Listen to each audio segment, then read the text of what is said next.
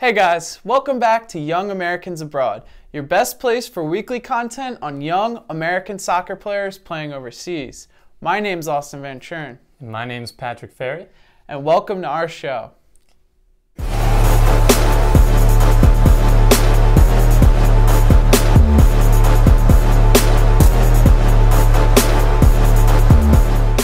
Well guys, we had a pretty eventful end of the season the last few weeks that we want to touch on today.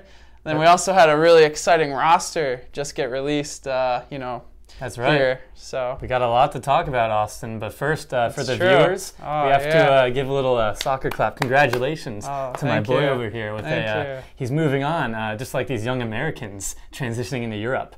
Greener pastures with an excellent job opportunity that he has just recently started. So congratulations there, Austin. Thank you. You surprised me. I wasn't ready for that. Whoa. But I guess the reason why you're bringing it up is because we're going to change maybe our format of the way we're filming our show. So we might go to more of like a Google Hangouts based show where we're filming in two remote locations, and then just talking about players like we normally do, have our little intros in between.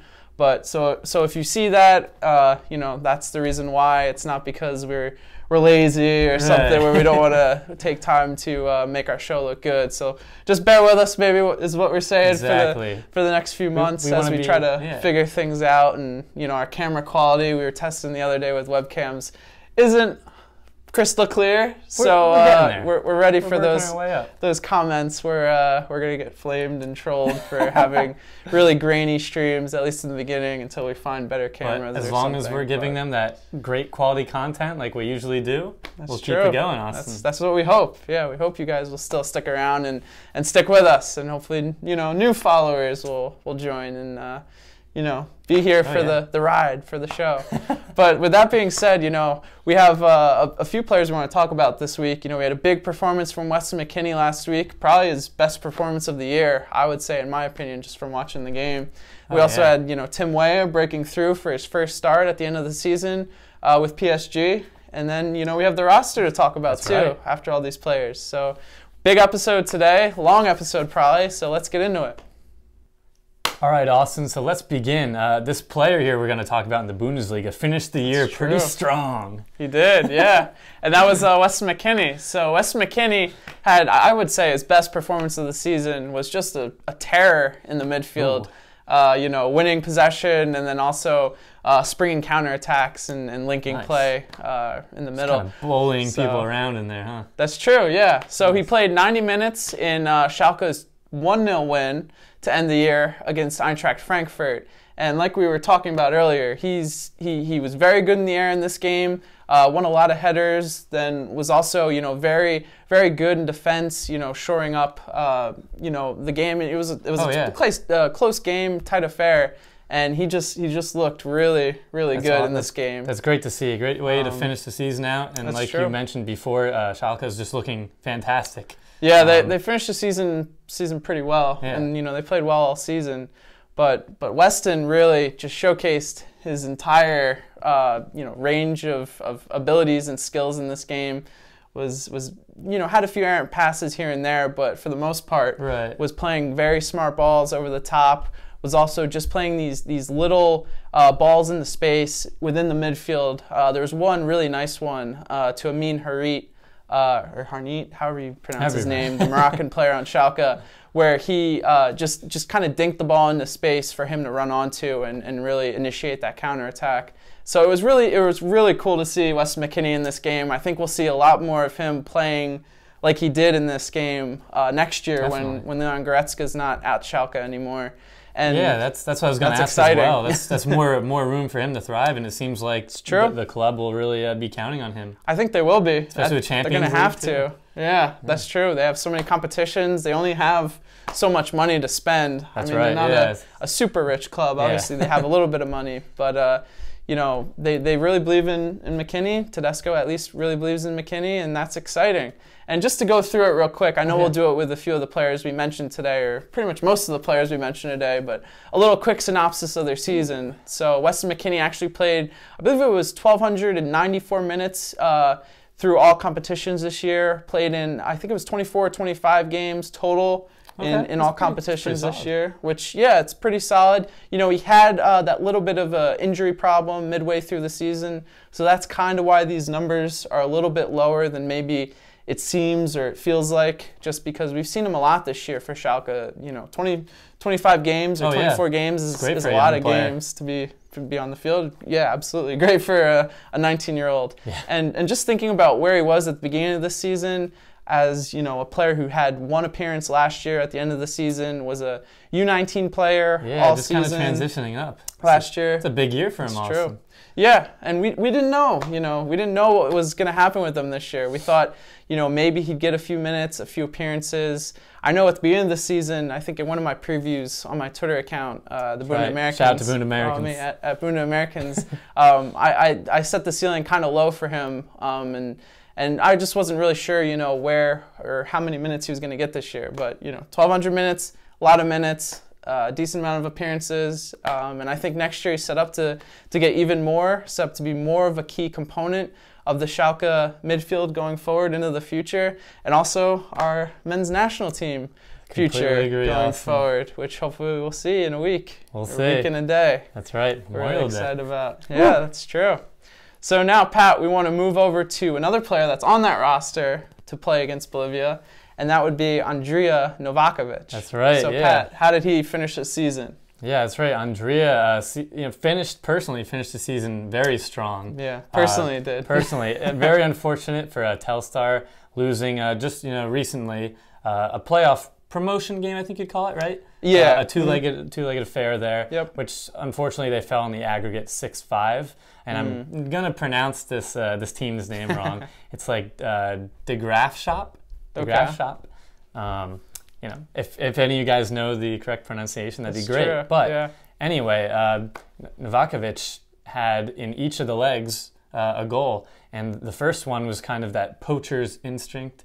It was off of a free kick, and the goalie to the opposing team parried it away, but wasn't the best parry, but right into the path of Novakovich, who was the only one who ran into the box after that free kick and finished it coolly. Just kind of bounced off his head and went in, but that's how you score, right? That's true. It's always good to see from a striker, and especially for a bigger striker, taller striker. Right. That's how you score. Exactly, Austin. And then again, that second leg, unfortunate 4-2 loss there, but he did score a penalty, which is pretty crucial. And we were talking about this off air a little bit too. Yeah. You were bringing up just Andrea's kind of, I guess, clutch, his clutchability. Yeah, clutchability. Is that how we're gonna paint it? Okay. Yeah, paint it like that. His that's a fair way. Under pressure, strong performance under pressure. But yeah, so the one thing we were alluding to is that we saw a video on Twitter, I believe. It was kind of like a highlight video of all his goals throughout the season for Telstar.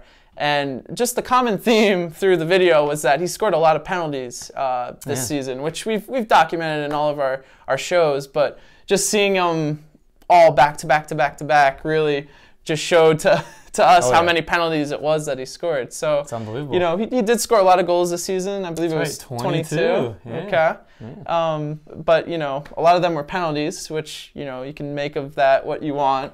But like Pat said, that shows that he's clutch, that he's able to perform under pressure. Definitely. Especially for, and it's always good to have a striker that can hit penalties, especially all year, because he was hitting penalties in the beginning of the season, was scoring penalties at the end of the season. So goalkeepers were still kind of thrown off by guessing which way he was going to go. They couldn't really see or track his definitely. He was his progression cool or whatever. Cool as you'd like.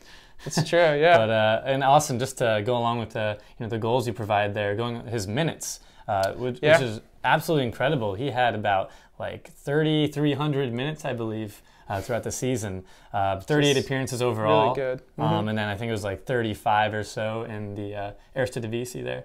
Right. So that's fantastic for a 21-year-old, especially in a atmosphere where it's not just a middle table team.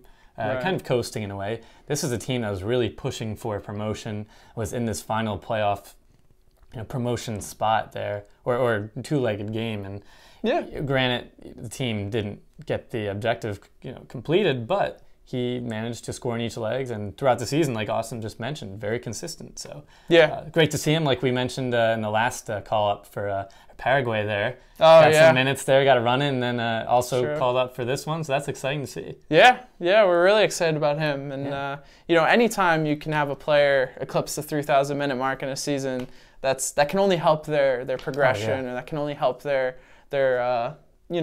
abilities or further their abilities in their career. Absolutely. Whatever league that is, obviously the Eredivisie is not. It's not the Eredivisie. It's also not a top 5 league. It's not the championship, which we understand. But getting time on the field and getting consistent minutes week in and week out at the professional level is important. And absolutely. It's good to see that Andrija was able to do that this season, was able to build up some confidence to hopefully take back to Reading and show some people what he learned. And that's right. If he can score a goal in the red, white, and blue, we'll like that even more. I like that as well. And, And Austin, another player who is having a little homecoming to his state there in Pennsylvania. Yeah. That's no other than Christian Pulisic. And, Christian Pulisic had a tumultuous season, to say the least, I would say. It's pretty accurate. Yeah, and he finished the season off so-so. Dortmund lost to Hoffenheim 3-1, and Christian Pulisic played 90 minutes in that game, started the game, and looked, okay. Was not really super active in the game, but Dortmund as a whole were kind of... That sums up their season right there, Austin. Yeah, they didn't really look great in the game. They were really out of rhythm, out of sync pretty much the whole game. And Hoffenheim capitalized on a lot of their mistakes and was able to win the game, obviously. Yeah. But what was big for Dortmund, even though they didn't do it themselves, was that they clinched the Champions League position. So whether or not if Christian Pulisic stays, we'll see what happens later on in the summer. That means that if he does stay, he'll be playing in the Champions League next year. I believe they finished in 4th. Again, wasn't able to see didn't check the Bundesliga table before we started filming, but I'm pretty sure they finished in 4th, and Hoffenheim finished in 3rd. And Hoffenheim did have a good season there too. True. So. That might not be the case though, because I know it was on goal difference, and Dortmund, I'm pretty sure still had a good goal difference, even though it was so-so year for them. So I'm not sure. They might have finished in 3rd now that I think about it. But whatever it is, they're in the Champions League for the time being. They might still have to qualify if they finish in 4th. But that's good for Dortmund, Definitely even though they didn't really do it for themselves. And that's good for Christian Pulisic if he plays. Also cool to see that 2 Americans finished in the top 4 and in Champions League positions in the Bundesliga, that being Christian Pulisic and Weston McKennie. That's good going forward for the next year.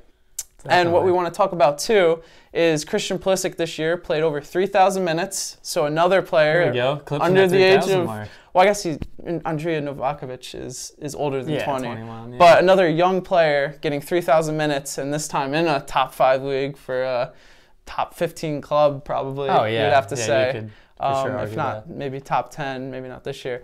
But Dortmund, Christian Pulisic getting over 3,000 minutes this year, had 5 goals, 7 assists in 42 different appearances in all competitions. So all in all, not a horrible season, I guess, when you look at 5 goals and 7 assists. Obviously, in 42 games, you'd like to see a little bit more in each of those columns. A little more production there, yeah. True. But that's a good point you brought up, Austin, that he did, obviously the 42 is great, and you could kind of see there were some points where he hit a slump. He definitely hit a slump, but middle of the season he definitely did. Yeah, is able to see him kind of still get involved with the team, and whether that's coming off the bench for a bit or just getting some run-ins, 90 minutes, whether it's not scoring and break a goal. Back in. Yeah, he did eventually break back in and start games. Yeah, it's good to see perseverance there, and not you didn't see him kind of getting too frustrated or too angry. Right. It seems like he really good trusting the process. Yeah, right.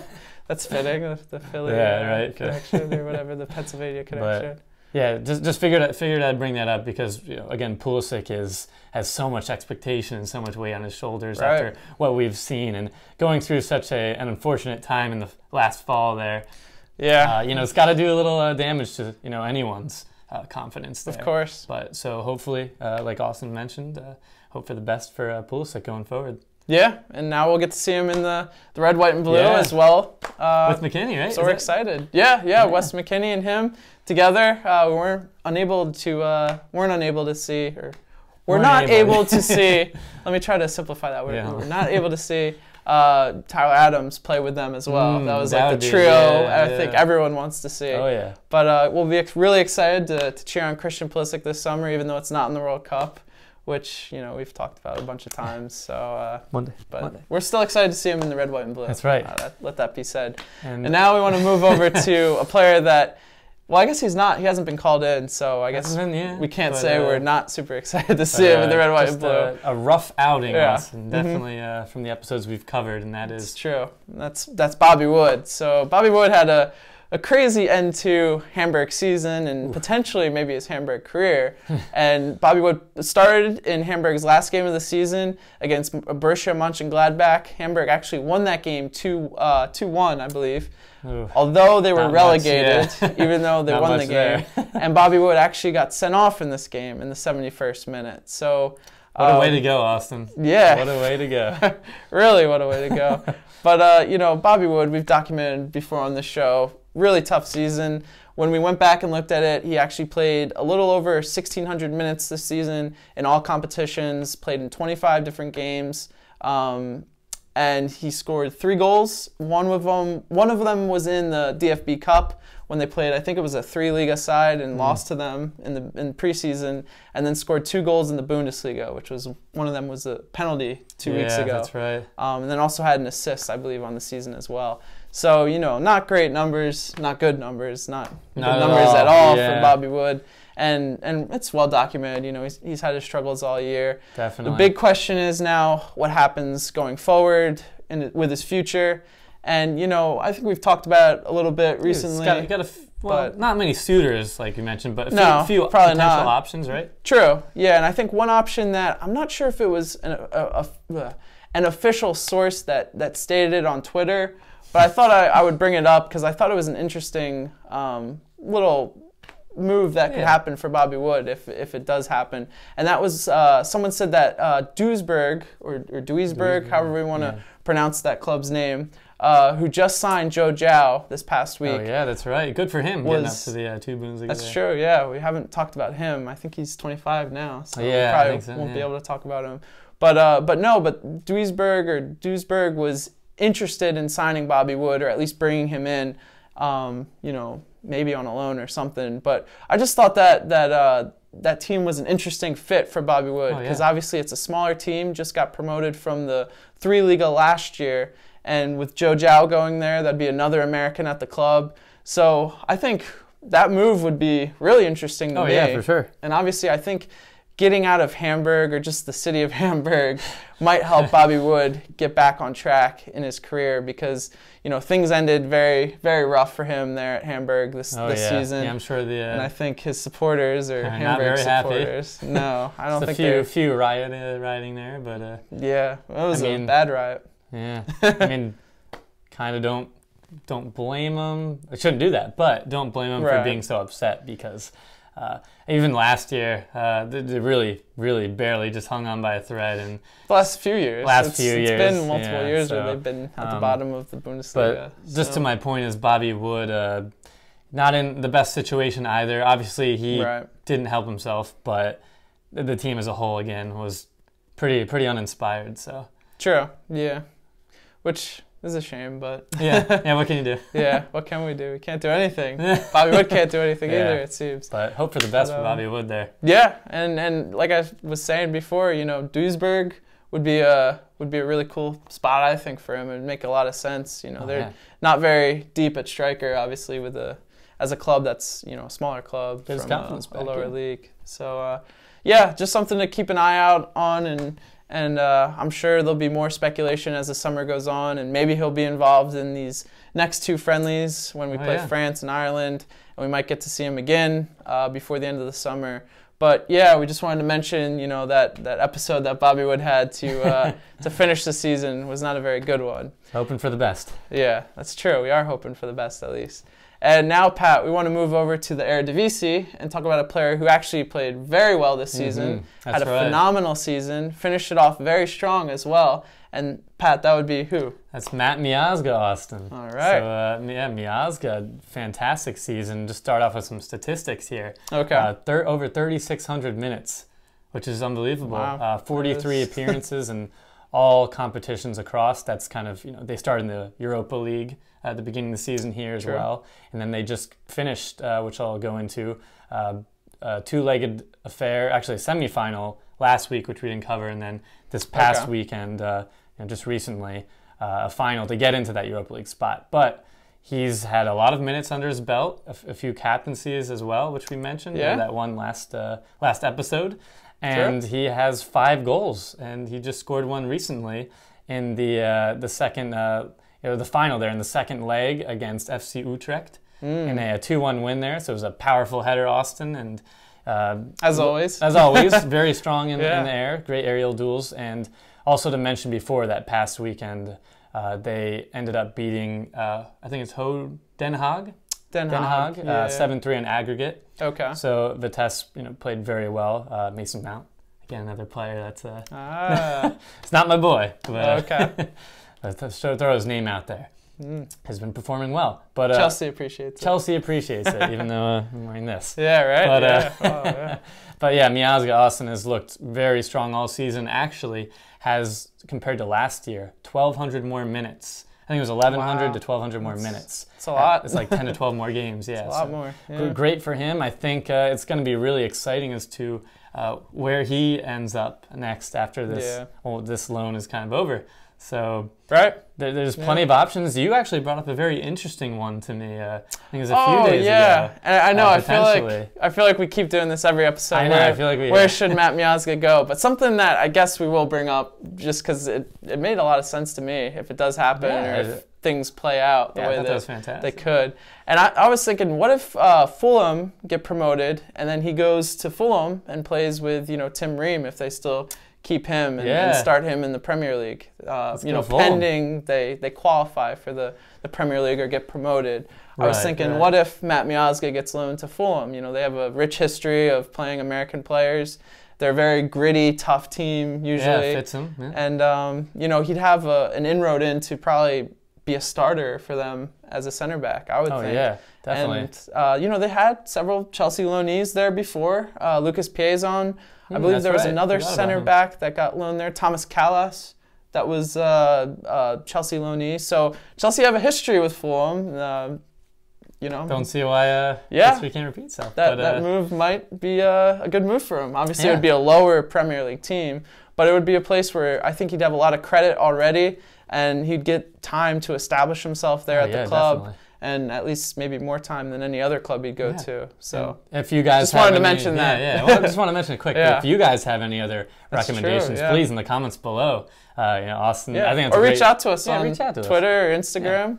But I'd love to hear your thoughts. Where will Miazga end up? Yeah. But also another player just to continue on ended the season here pretty strong. Got 90 minutes under his belt. Yeah. And that is no other than Tim Weah. So Tim Weah made his debut. Well, sorry, his 90. How should we say it? How do you say it? Made his first start for PSG this past weekend. Got his full 90. Yeah, his first full 90. And he looked okay. Wasn't very involved in the game. Where they played on? Well, he started at striker. Yeah, started as striker. Then he got moved to the outside later on in the game to his winger position. I think that's which makes more sense. And I think that's the place he'll play going forward in the future. I don't really think he's a striker, but actually had a I guess not a chance, but he stole the ball in the box, and I believe it was the second minute from a defender on Kane or Khan, however you want to pronounce that team. We're so bad with pronunciations, but bear with us, guys. And actually squared it across for, I believe it was Javier Pastore, who then just flubbed the shot, if you want to say it was a shot. So other than that, Tim Weah, I believe only completed 15 out of his 17 passes. Didn't have too many touches on the ball. I think it was only like 20 total in the game, which is a little concerning. Yeah. But it was supposedly making a lot lot of runs throughout the game. Whether they were good runs or not, I'm not really sure. We didn't really get to see any of the game. Yeah, we tried to stream it. We tried on first and the stream we had, yeah, it was cutting out. It was lagging. It was really grainy. So we ended up just saying, you know, kind of screw it. Yeah, we ended up watching the Bayern loss there. Yeah, we watched Bayern loss, and then we watched Portland and LAFC, which was interesting and a pretty good game. So so fortunately we don't have too much analysis on Tim Weah's performance this past Saturday. But, you know, it was good to see that he started this last game of the season for PSG. Obviously, it doesn't really matter because they already, you know, secured the championship in that league. But it was just cool to see him start a game for PSG, get 90 minutes under his belt, kind of give him time on the field to figure things out at the professional level. And, you know, that brings his total up to the end of the season now to 120 minutes, which is okay. We thought maybe a little bit more. He'd play a little bit more. Yeah, especially towards the end once they already clinched it a while ago. But true, yeah, and he made his debut before they clinched it too. So that was a little upsetting, I guess, the last few weeks, just sitting the bench. But you know, he only played in 3 games, which we alluded to. So all in all, cool to see Tim Weah break through this year at PSG. I think next year he's got to go on loan. He has to. And again, I don't want to you know, I don't want to rain on anyone's parade. I think he has great quality to be good, but I think maybe sometimes everyone just in general, myself included, gets caught up in a little bit too much hype. And maybe he needs just another year to develop. And you know, I don't think, obviously he's not in that Pulisic. You know, that may, oh my gosh, he's the next guy. He's, you know, the son of this famous George Weah, you know. But I think you give him time, I still believe he has a great chance to be a great professional player. But not to like bash on anyone either. Just you know, on social media, but just give him some time. I don't think he's exactly, you know, at that upper echelon conversation yet. No, yeah, that's true. And I was really high on him. I still am pretty high on him. But I think what's best for him now, I would say, and maybe you can weigh in, Pat, but I'd say his best avenue next year would be to go on loan to a League 2 team or Ligue 2 team. So stay in France. Trois, whatever you want to say. Ligue 2. Oh, man. Take Spanish. But yeah, I think a team in the 2nd division in France would be the best fit for him. He'd have to go to a place that he'd actually play, and that's always, you know, hard to predict whenever you go on loan. So I think that's his best position, though. Next year, if he stays at PSG, I don't think he'll get too many minutes because the only reason he broke through the team this year was really due to injury. Injuries, right. So I don't know, Pat, what do you think? Do you think he should go out on loan? Do you think he should stay at PSV? Do you think he should try to get a loan in Ligue 1? Yeah, so that was another thing. Just obviously he can't stay at PSG. But would it be interesting to see him towards or another league? Yeah, another league. A lower level Ligue 1 team there, or is that maybe asking too much? I'm not sold that he's ready for. I think league top flight football. I'm just gonna say League 2 here, but I think that obviously I agree with you there. I think he needs to either go to a League 2 or maybe a league elsewhere that's kind of comparable to that. Trying to think off the top of my head some other leagues. Maybe even like a Belgian league. Would that be kind of interesting? Yeah. But Eredivisie, I feel like that's a classic league where wingers or attackers can go and kind of refine their game a little bit. But yeah, I think some decent options. It'll be exciting to see what Tim Weah, where his career path goes from here. Yeah, and he just got called up as well. I think all these players besides Bobby Wood that we talked about have gotten called up for this Bolivia friendly, so that's exciting. And so now we want to move to Pat, one of your favorite players before he had his meltdown. I was a little harsh on him before. But now he's playing again, so I guess you can like him again. That's right. That's Ethan Horvath, guys. Yeah. So he's back, and he helped clinch that title for the league for Bruges there. Yeah. So congratulations to Ethan persevering through these tumultuous and dark times, getting benched, I believe, almost down to the 4th option at one point, or 3rd. I knew he wasn't making the bench at one point. He wasn't making the bench at one point, and they brought in Vermeer, I guess.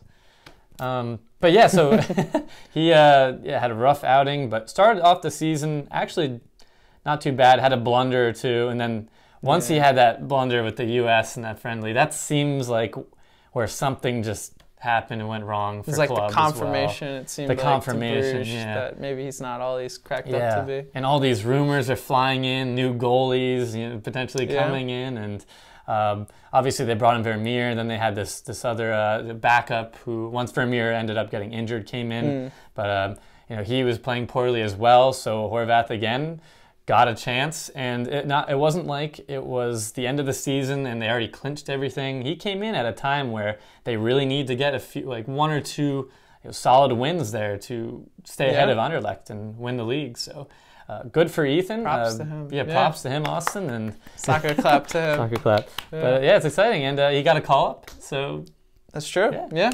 It will be interesting to kind of see, though. There's a lot of speculation about some other keepers coming in for Bruges and what they're going to do in the offseason, but this is the best possible way to finish off strong for Ethan. So yeah, that's true.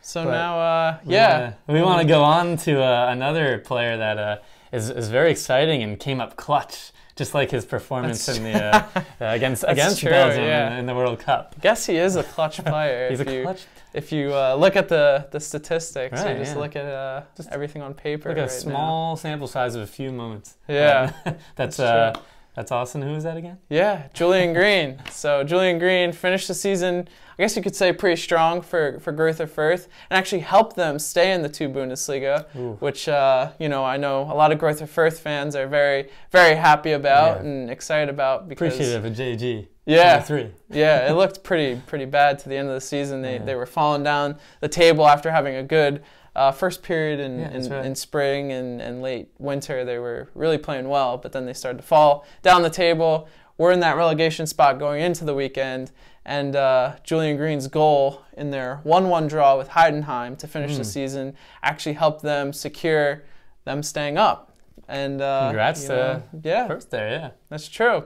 And it was a nice goal. It was a shot from just outside the box. Yeah, kind of nice. Out of nowhere, Julian Green just shot the ball and scored. And just has these moments of brilliance, Austin. Yeah, just if you can be consistent. Yeah, hopefully. But I don't think he did enough this season to warrant him a move. Maybe like a loan move into the Bundesliga, or even get playing time at Stuttgart. Yeah, that's going to be very difficult. I guess we should mention too his end of the season statistics. He played just over 2,000 minutes on the season. Made I believe he made about 25 appearances as well. Scored 3 goals. Only had 1 assist. So not great numbers if you're looking for like goals or assists from him, but we saw in the mid part of the season that he was a player who was very fluid on the ball, played well in that position as a cam for a period of time when he was really in form, and was just linking play from the midfield to the attackers. When Fürth was, I believe they were undefeated for 6 games, and they had a good streak there. And a big reason of that was the way Julian Green was playing. So we did get to see him in form and see what he can do when he's playing well. But the biggest takeaway I think from this season for Julian Green, or what our perception of Julian Green is going forward, is that we don't really know still where his best position is. Question mark. And he's like I said, very inconsistent. He's got some flaws in his game that don't allow him to excel in the certain areas where we'd think a player with his size, with his, I guess, technical ability would be able to thrive. So essentially, he's not fast enough to really play on the wing. He's not insightful enough, or he doesn't pick out passes well enough to really be a true number 10. Yeah, I agree with that. And then he's not good at finishing all of his chances that he takes, so he's not good enough to be a number 9, or at least a true number 9. So the best place he played was in the middle for Greuther Fürth, in kind of like a center forward position, or a withdrawn forward position, you would say, where he was like a 9.5. Yeah, well, basically, yeah. And he was kind of a cam, kind of a striker, and that got his best performances out of him. But I don't know too many teams that really play like that, so it would be tough to really see Julian Green making a huge impact wherever he goes, just because, like we said, he doesn't have a great position. It's not like he He's a speedy winger who's got good technique, because he does have good technical ability. That's his one aspect of his game that he excels at, is just, you know, his close control, his ability to play a pass, at least on the ground. He's pretty good at passing, but just not super insightful. So with that being said, you know, we saw a little bit of what Julian Green can do this year.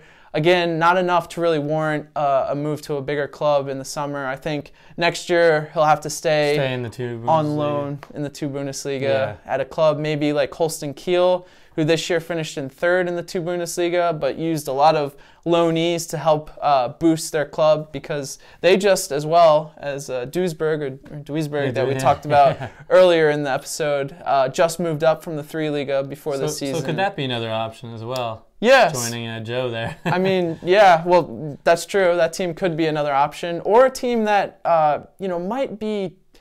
They have a decent amount of money because they just got relegated from the Bundesliga last year, and that would be Ingolstadt, who just moved on. Alfredo Morales, another American player, to Fortuna Dusseldorf, who will be going up and playing in the Bundesliga next season.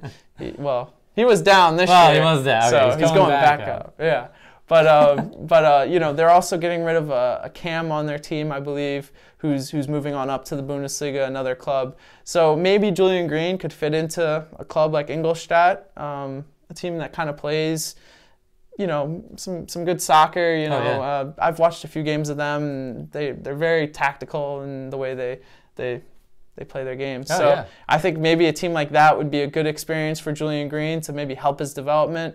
But, you know, time will tell, and we'll be able to see what happens throughout the summer. That's right. And Austin, another player that's a very exciting youngster that is playing in Denmark here. That's true. Yeah, and that would be Jonathan Amon. So to finish the season, he played 90 minutes in Nordsjælland's, well, not to finish the season, sorry.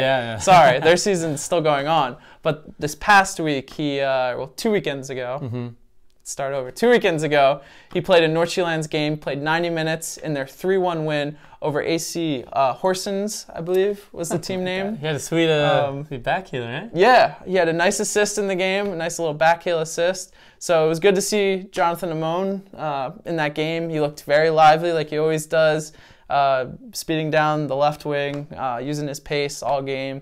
And currently injured right now. Yeah, I heard something about his hamstring possibly. Want to talk about? Yeah, he pulled his hamstring in training, I believe, just this past week. So that's tough. Unfortunately missed their most recent game this weekend. So yeah, good to see Jonathan Amon get on the assist sheet, I guess you could say, not the score sheet. But again, good play from Jonathan Amon. So now that's it for all the players we want to talk about at the end of the season. But now we want to move over to our analysis on the roster that was just released for the Bolivia match.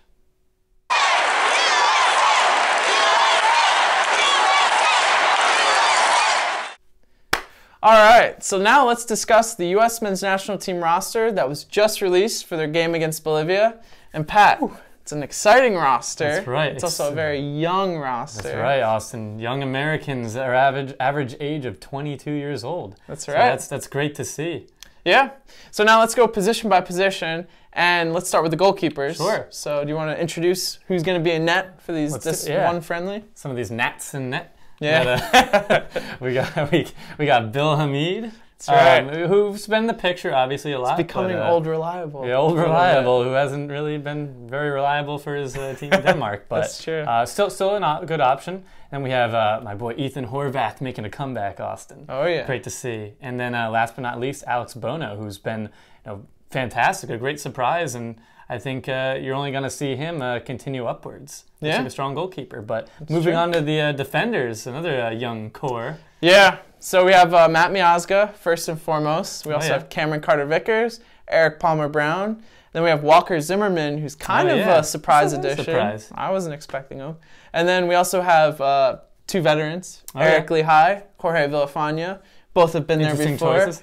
Both have know what to do, I guess you could say, a little bit. Friendlies. And we also have Matt Olasunda, who is a shock inclusion, and we'll discuss him a little bit more. Then we also have Anthony Robinson, so hopefully we'll finally get to see him get that first cap in the red, white, and blue. That's right. And moving on to midfielders now. So the biggest one that we saw on the roster was obviously Christian Pulisic. Making that homecoming to the state. That's true. And then we also have Weston McKennie, Keaton Parks, who we're very excited about seeing on this roster. Then we also have Tim Weah, another player who very high-profile youngster.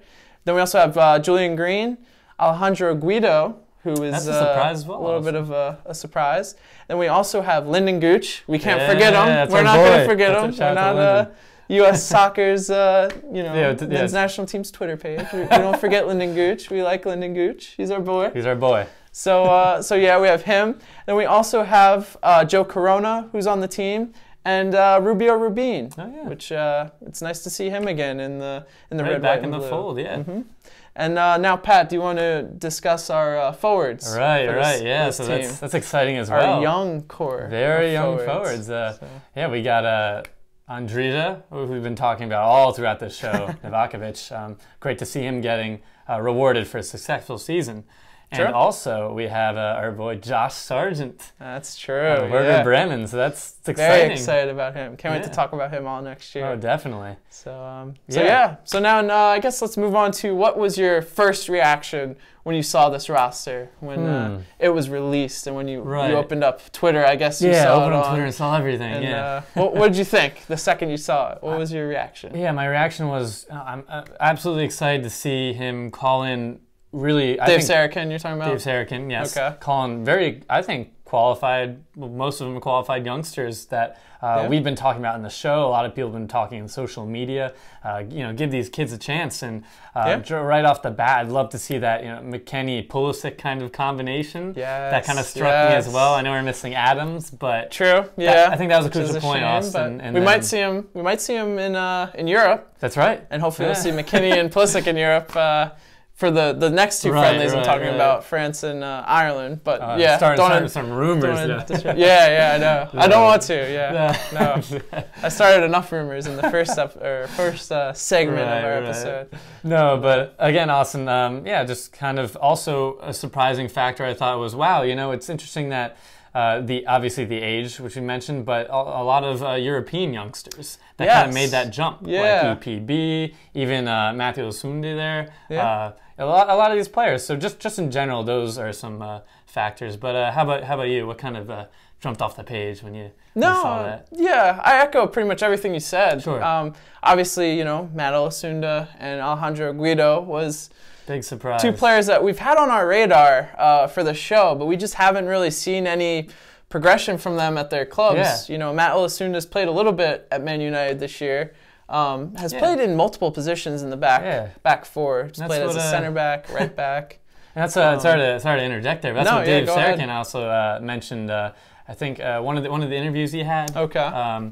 Saw it on Twitter. He said Matt Olasunda deserved the call-up here because he's a versatile defender, can play in multiple spots. They like his pace, his agility, his strength. I don't know how versatile he is. Yeah, that's what I'm wondering as well. Yeah. And again, like you mentioned, he only played 10 times, got 10 starts for Manchester United's under-23s, but that's not really saying too much.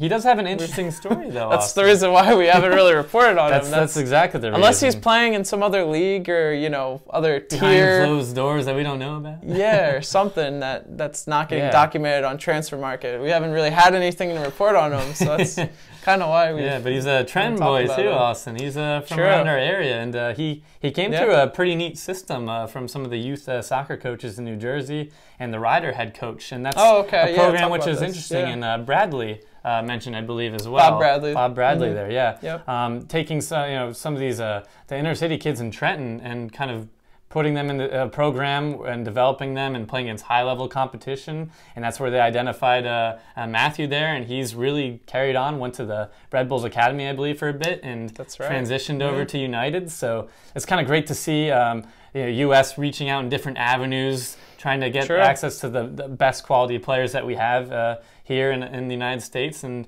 Matthew hopefully can prove a lot of us, not saying we're doubters, but just kind of prove. I mean, I'm not gonna lie, I'm a little bit of a doubter right now. Maybe doubter's not the right word, but a little bit. Just want to see what he can, what he has in his arsenal, what he can do for us, and what he can hopefully do one day for Man United, which I know might be a little bit of a pipe dream. But and then Guido as well is kind of interesting as well. Yeah, so Alejandro Guido's gotten a few minutes this year in Liga MX. I think only has played like 400 minutes this year. It's kind of been there, sub off the bench for his team, but kind of a relatively unknown player just from how much we followed of Liga MX. You know, is a center mid, kind of like a 6 or an 8. Again, haven't heard too much about him, so we'll be excited if we see him on the field and get to kind of investigate or scout what type of player he is. Definitely. So it's cool to see. And then obviously, I'm excited about Josh Sargent. That's being exactly on the roster. What I was going to bring up. I think it's the perfect move. He's not playing for he's getting in team. Game time. I hope. I think he should have got in against Portugal in November, but obviously he was injured. Right, yeah. But I think he would have not started. Let me not get ahead of myself. I think he would have played in some capacity in that game, and I think he would have looked pretty well because that game was very high energy. I think I don't know. I think he's ready. I think he's ready to play at the professional level. I think next year, everything. Right, because what did Borders coach just God willing, or whatever you want to say? Yeah, come out with recently that they're not going into the transfer market, right? Yeah, and I can't remember his coach's name. I can see the face in my head. But Werder Bremen's coach actually said that him and another young striker that they have, Jonas Eggestein, are 2 players that he has in the youth academy or in the reserves of his team that he feels confidence in next year promoting them to the full first team. And he has enough confidence in them to basically not go out this summer and sign a striker. So that's pretty exciting, especially since Josh hasn't played any formal matches for Werder Bremen yet, just some friendlies. But anytime a first-team coach says your name first off, but then says your name in a sentence where he's praising you is also incredibly good. That's a positive. It's working hard over there. Yeah, very true. So we'll be excited to see what the U.S. does, not only during the game in Bolivia, but also what starting 11 they put out for that game. And we don't want to give our starting 11 just because we really have no idea what the U.S. is going to do, what Dave Sarakin's going to do. He's played that 4-1-4-1 a lot recently. Right, which I could see that probably being the case. But I guess. Again, I don't really know who would play that number 6 role. Maybe Keaton Parks or Weston McKennie. Yeah, that's another player. Keaton Parks, very excited to see Austin. Yeah. He's gotten only 4 appearances, I believe, in Liga Nos there for Benfica, but playing very well for the reserves. 6 goals, 6 assists. True. He's played really well for the reserves. Pretty strong minutes under his belt too. But it's a lot of action. A lot of action. Yeah. So we'll be excited to see what happens. This coming Monday, Memorial Day, and we'll be sure to report on it. All right, guys. You know what time it is, all you young Americans Abroad viewers. It's time for Quick Kicks. So you could test Dwayne Miller. It's Altidore over the wall, and that one is in! Josie Altidore from a long way out. The opening goal for the United States. All right, finish things off this week. Kevin Lankford played 60 minutes in FC Heidenheim's 1-1 draw with Greuther Fürth. And Konrad de la Fuente played 37 minutes for Juvenal in their 2-0 win this past weekend. And we got Erik Palmer-Brown, who went the full 90 for KV Kortrijk over there in a 3-1 win over Vaslin Beveren. And last but not least, we have Emerson Hyndeman, who started and played 59 minutes there in a 2-1 win over Burnley for Bournemouth. So thanks for watching, guys. Make sure you subscribe to our channel. And also make sure to check out our social media pages. We got Instagram and Twitter. Always off the charts. Great content you don't want to miss. That's true. And make sure you leave a comment and like this video. We'd always love to interact with you guys. Definitely. We had a lot of really good interactions on our last video. A lot of great comments. So yeah, we'd love to keep it up. And I know that the U.S. wants to keep up some good momentum going into the cycle coming up, Austin, because one day it will happen. What's that? One day I think we're going to win the what's the name of that tournament? Oh, the World Cup. One day. We're going to win the World Cup. One day.